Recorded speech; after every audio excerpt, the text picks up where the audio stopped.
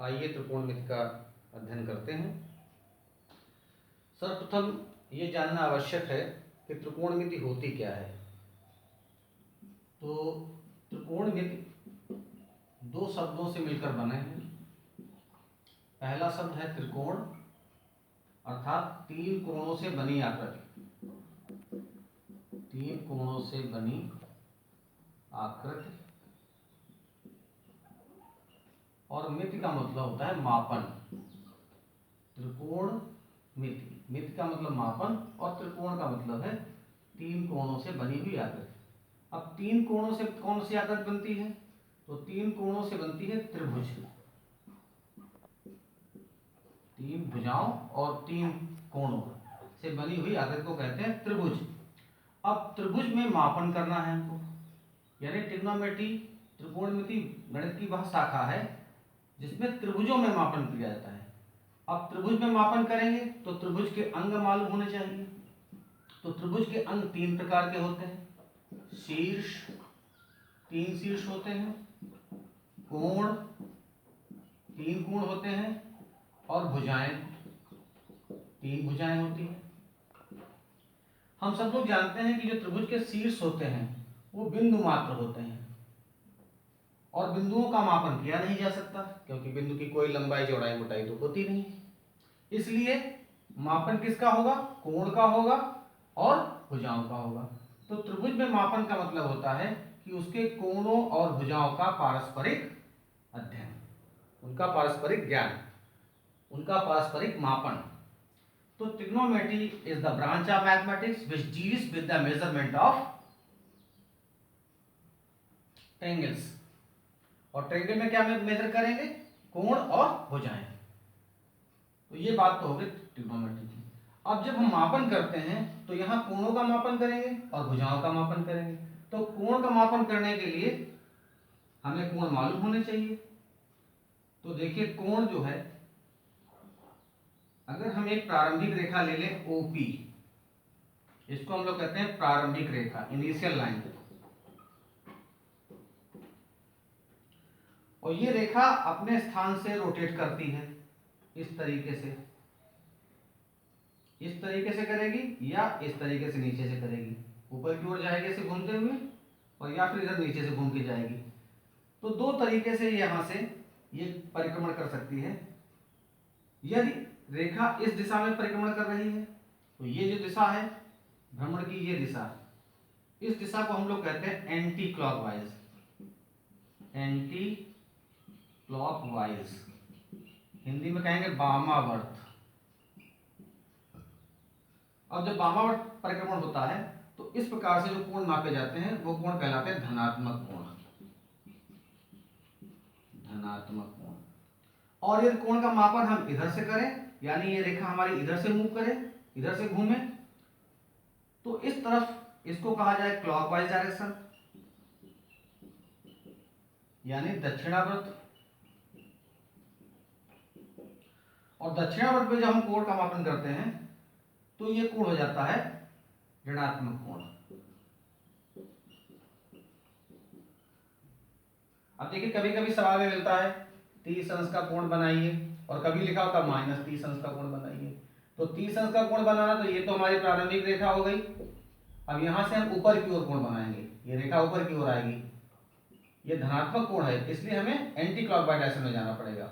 और ये माइनस का कोण होगा तो यहीं से हम नीचे की ओर 30 अंश लेंगे, ये माइनस का 30 अंश लेंगे।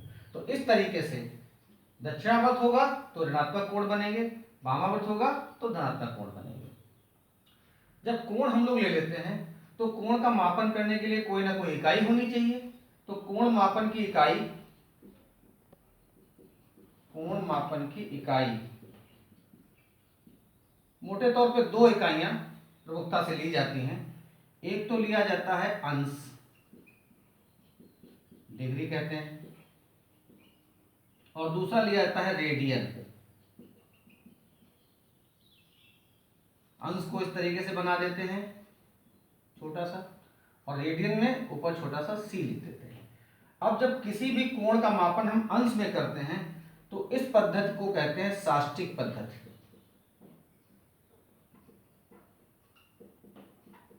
और जब कोण का मापन रेडियन में करते हैं तो इस पद्धति को कहते हैं वृत्तीय पद्धति।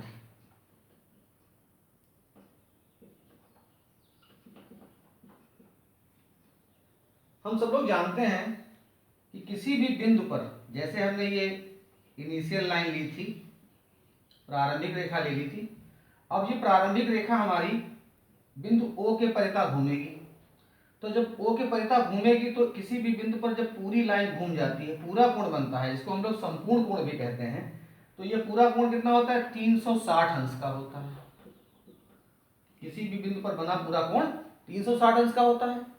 और अगर इसी को हम रेडियन में मेजर करें तो किसी भी बिंदु पर बना पूरा कोण, संपूर्ण कोण, वृत्त के केंद्र पर जो कोण बनता है, यह कोण होता है 2 पाई रेडियन। 2 पाई रेडियन, ये अंश का निशान है और ये रेडियन का निशान है, इसको रेडियन पढ़ेंगे। तो 360 अंश बराबर 2 पाई। अब यहाँ 2 से इसको अगर काट दें हम तो ये आ जाएगा 180 अंश, यानी जो 180 अंश है वो पाई रेडियन के बराबर है। अब यहां से हम इस कोण को दो प्रकार से लिख सकते हैं।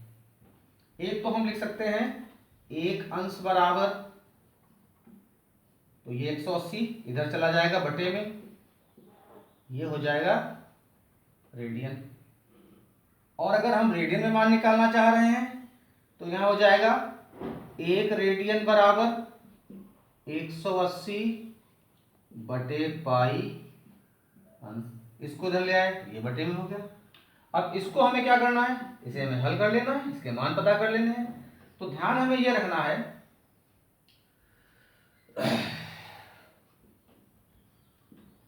180 अंश बटे पाई का मान होता है 22 बटे 7। यहाँ 2 से काट देंगे 11 आ जाएगा, यहाँ 90 हो जाएगा, 9 सत्ते 63, 360, 11 से भाग कर देंगे तो 11 पंजे 55 हो जाएगा। यहाँ घटा देंगे तो आ जाएगा 80, यहाँ हो जाएगा 11 सत्ते 77, यहाँ आ जाएगा 3 अंश। ध्यान हमें ये भी रखना है कि जब हम लोग कोण का माप अंश में करते हैं तो 1 अंश बराबर होता है 60 मिनट। जैसे पूरे कोण को 360 अंश कहा जाता है, उसी तरीके से यदि 1 अंश के 60 टुकड़े कर लिए जाएं तो प्रत्येक भाग को 1 मिनट कहेंगे। और अगर 1 मिनट के 60 टुकड़े कर लिए जाएं तो प्रत्येक भाग को हम कहेंगे 1 सेकेंड। तो 1 अंश बराबर होता है 60 मिनट और 1 मिनट बराबर होता है 60 सेकेंड।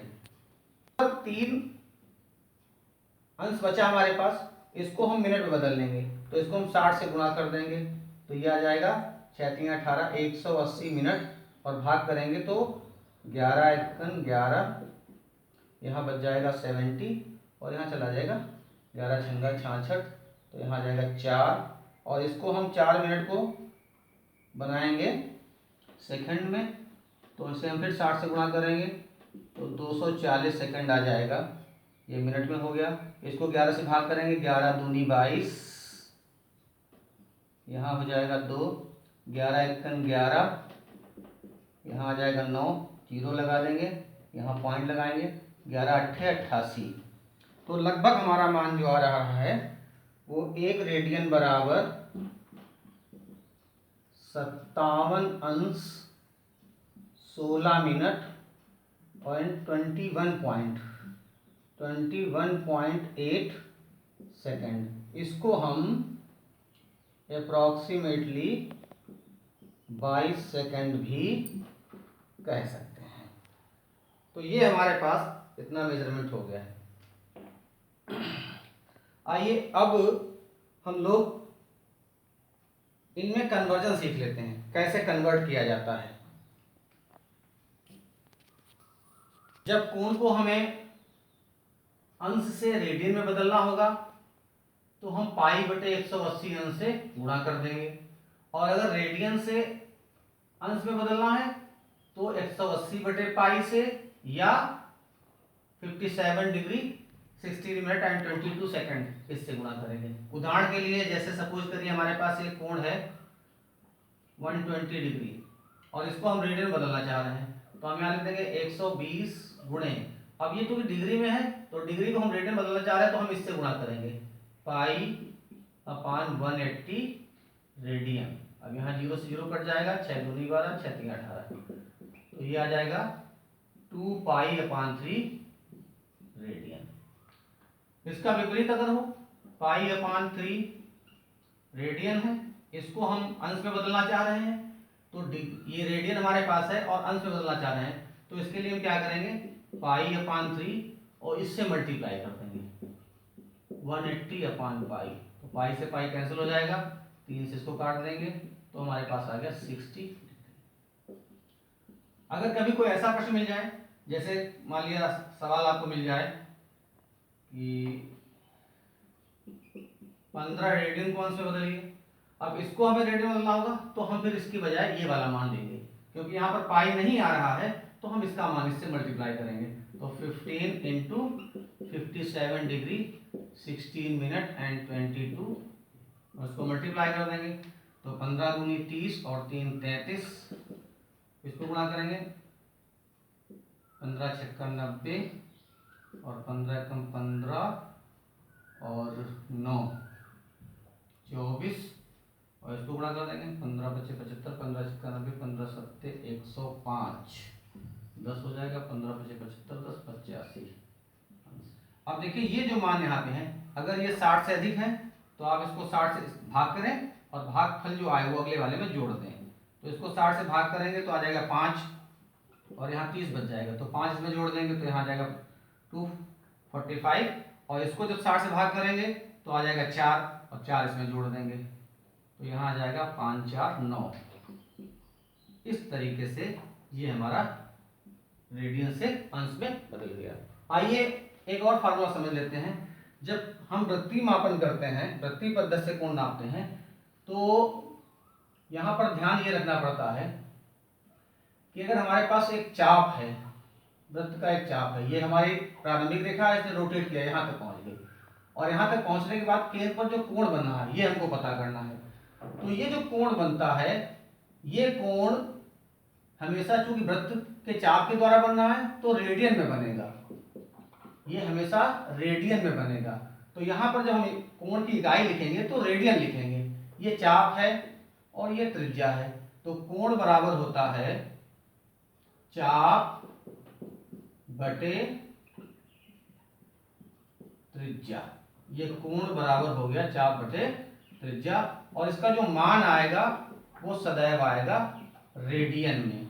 यहाँ पर हम अगर चाप की लंबाई को L लिख दें और त्रिज्या को R लिख दें तो थीटा बराबर हो जाएगा L अपान R, ये हमारा फार्मूला बन गया।